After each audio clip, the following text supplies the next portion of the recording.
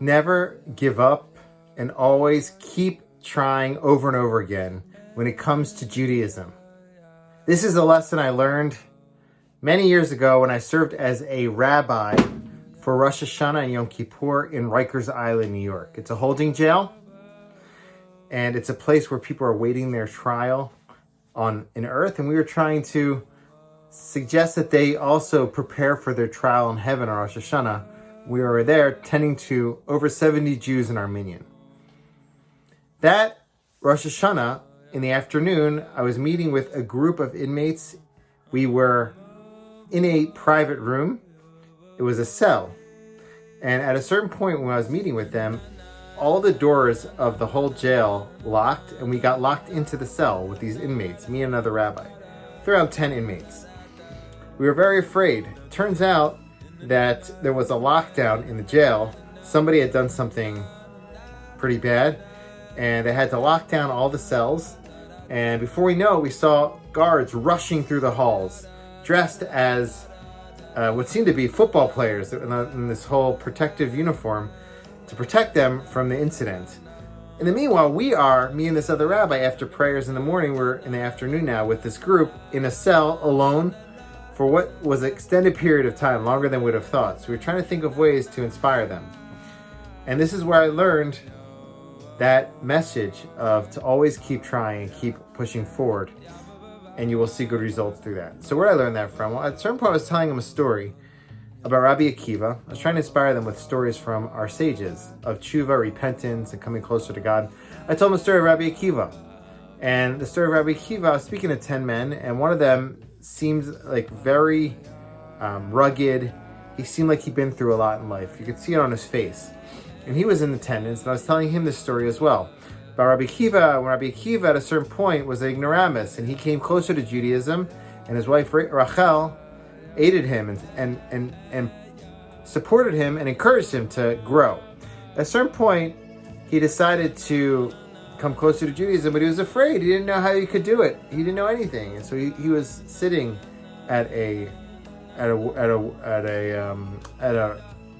water source, and he saw how the water was flowing over a rock, gently, drop after drop, and he saw that there was an indentation. The rock was indented, and he understood from that year after year, drop after drop, the water was able to make an impact on the rock. And at that moment, he realized that if the water can make an indent on this rock over so long, drop after drop, the Torah could surely go through him, through Rabbi Akiva, and change him for the better. I was telling a story to the group, and at a certain point, I look up, and I see that gentleman, the one who was very rugged and seemed like he'd gone through a lot in life. He was whimpering. He was crying. This is all 100% true story.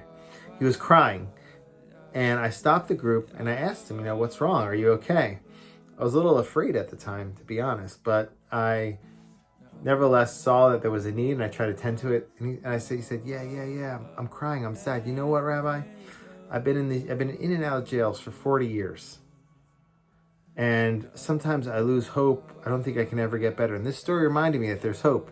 That if I just keep trying more and more and not give up, like that drop day after day, I too can improve and become a better person. Later on that day, the next day, second day of Rosh Hashanah, we ended up dancing with them, with the group, and he seemed very elated. I don't know what became of him, but I know what became of me from that experience. That strongly influenced me. And I realized from that moment that I too can change. I read that Rabbi Akiva story many times, but through his reaction to it, it reminded me that I can change as well if I just keep moving, keep trying, keep pushing forward. And I think that's the message of our Parsha. The Parsha begins, "Im Bechukotai telech," if you walk in my ways, and it says, if you guard my commandments and you do them. The rabbis ask, why does it say, if you walk in my statutes, and afterwards it says you should guard my commandments and do them? Why does it add that you should walk in my statutes? There are different answers that are offered, but an answer that I want to offer based in connection to this story is that the verse might be telling us the same message. Keep trying, keep putting in the effort, and through that, you will be able to achieve your goal. Don't give up. It says, Bechukotai, if you walk in my ways, if you consistently walk, you consistently try over and over again, you keep putting in the energy. Through that, you will come to guard the commandments and do them in the fullest way. So they got message of that gentleman in jail, and Rabbi Akiva and the Parshat are all teaching us the same thing. Don't give up. It might be hard. You might feel down. You might feel like you're not able to succeed. Do it a step at a time. Keep moving forward. Keep walking. Don't stay static. And through that, you can see the blessings that are mentioned in our Parshat.